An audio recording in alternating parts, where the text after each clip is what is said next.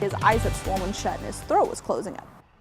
Parents say an aerospace plant next to their kids' school made them sick by dumping thousands of gallons of chemicals into the ground.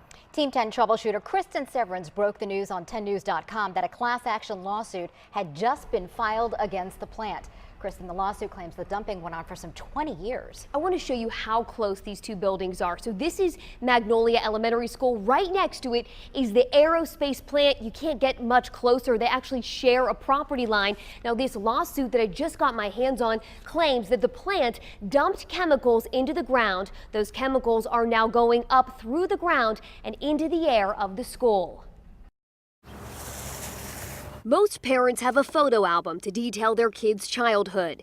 Danielle Torrio has another kind of book. You look at these charts, you're just like, are you freaking kidding me, at an elementary school? It's filled with air quality reports, doctor's notes, and letters from the state. When you enroll your kid in a school, who goes to a Department of Toxicology website? The documents all relate to Magnolia Elementary School, where Danielle's son was enrolled. A call from the school last year was her first red flag. His eyes had swollen shut and his throat was closing up, and that I needed to come get him. Next came test after test. An adult needle in their arm and drawing 6 to 7 tubes of blood. He took antibiotics, steroid treatments. Nothing worked and nobody could figure out what was making him sick. He just wanted to be held by me, and it made me feel so sad, and I didn't know what else to do, and that's when I started digging and trying to figure out what was really going on. Danielle started searching online for answers. Soon she set her sights on Magnolia Elementary School's neighbor, Ametek Aerospace plant. So they're immediately adjacent to each other. John Fisk is Danielle's attorney. Back in 1963,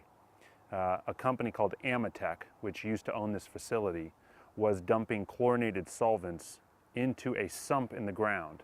And a sump is just basically a hole in the ground. A lawsuit filed late Tuesday afternoon details how the company dumped chemicals like TCE, PCE, and DCE into the ground until the 80s. 3 sets of letters that all spell out the same dangerous thing. The toxic chemicals are linked to cancer, liver, and kidney problems. They dumped up to 7,000 gallons of chlorinated solvent waste into the ground.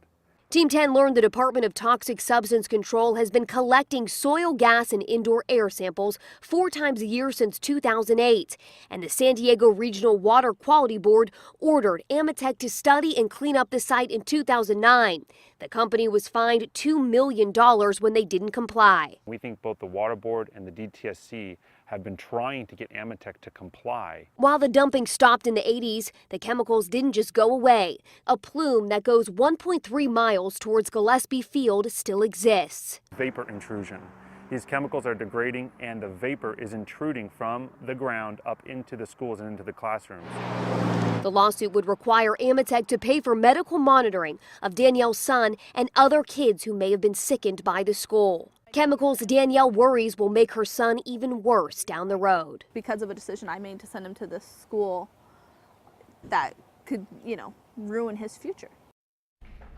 Now, the Department of Toxic Substance Control told me that the site does not pose an immediate threat to students and staff based on current data. But the latest test that I found from that same exact agency shows that cancer risk levels are higher than the acceptable range. I'm still also waiting on an official comment from the company, from Ametek. So how many kids and teachers could potentially be sick here? I don't have an exact number. The school went up in the 1950s. The plant started dumping in the 60s, according to this lawsuit and all of the research that we found. So we are potentially talking about thousands of people that went to or worked at the school during that time. Just in recent time alone. All right, thank you, Chris.